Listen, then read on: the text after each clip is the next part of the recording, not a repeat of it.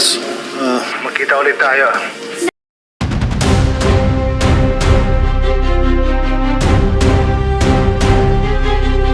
Dito nga ay nakauwi na si Andres sa kanilang lupang pinanggalingan at tuwang-tuwa ang mga kababayan nito sa kanilang pagbabalik at lubos siyang pinasalamatan ng mga ito.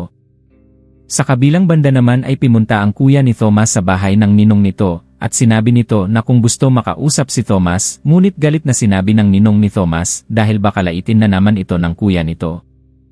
Dito naman ay biglang umalis si Thomas ngunit naiwan nito ang kanyang cellphone at biglang tumawag ang tatay ni Gab ngunit ang nakasagot nito ay si Gab. Nagulat ang tatay ni Gab dahil hindi sumasagot si Thomas at ito ay napaisip kung sino ang sumagot ng tawag niya.